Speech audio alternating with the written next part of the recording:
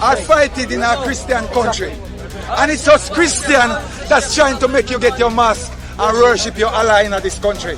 We will not accept what any religion doesn't have the right to do is attack anyone. This is a Christian nation. A diverse range of people, including Christians and concerned citizens, came together in a recent march that reverberated throughout England to voice their displeasure at the spread of extremist ideology and hate speech.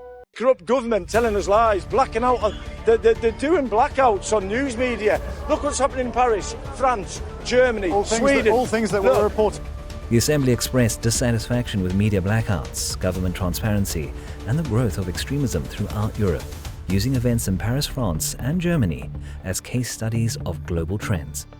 We will not accept what any religion doesn't have the right to do is attack anyone. The impact it'll have is people will see this is a Christian nation. The demonstrators, who were brought together by a common commitment to respect and tolerance for all religions, demanded that the government act decisively and firmly to prevent destructive influences of these extreme ideas. They stressed that Britain, a country built on Christian principles, must protect the rights and liberties of all its citizens and contend that no faith should encourage violence or harassment. They're racist! Why? They say they're just protesting against rape. They do, yeah, but they need a moral cover, don't they? We stand with the victims of rape. Protesters carrying posters that read "Enough is enough" and "Deport hate preachers" marched through the streets, their expressions revealing intense worry and annoyance. Let me say this today. You Muslims are fighting in our Christian country. And it's us Christian that's trying to make you get your mask and worship your ally in this country. They drew attention to the growing number of acts of violence and verbal and physical abuse directed towards religious minorities, particularly Christians, which have left many communities in a state of fear and uncertainty. The demonstrators talked about the suffering and fear these extremist organizations had caused them, sharing personal accounts of loved ones who had been targeted.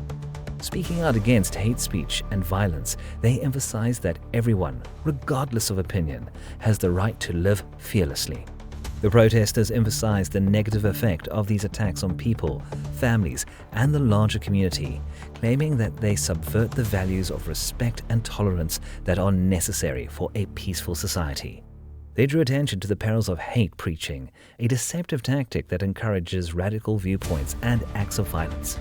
These radical preachers frequently employ dishonest strategies to draw in and control susceptible people, particularly young people, into embracing extreme ideologies and perhaps even carrying out violent crimes. They propagate a message of bigotry and hatred that is far removed from the actual teachings of any faith by perverting sacred scriptures to suit their purposes. It was suggested that the government take a more active approach to thwarting extremism and ensuring the safety of all residents.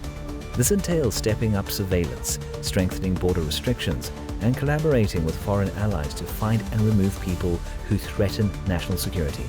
The demonstrators also demanded improved education and awareness campaigns to refute extremist ideologies and promote interfaith harmony. They underlined that to counter extremism and foster respect for diversity, it is crucial to develop critical thinking skills and a feeling of collective responsibility. The protest served as a potent reminder of the British people's tenacity and cohesion. They united throughout trying times to uphold their moral principles and promote a culture of respect, tolerance, and understanding among people. The demonstrators' voices were a forceful cry for restoring the fundamental principles that have defined Britain for centuries, a society where diversity is celebrated and everyone is treated with respect and dignity, regardless of background or views. The demonstrators delivered a strong message to the government by assembling to demand action. Extremism will not be tolerated, and everyone's safety and security will be protected.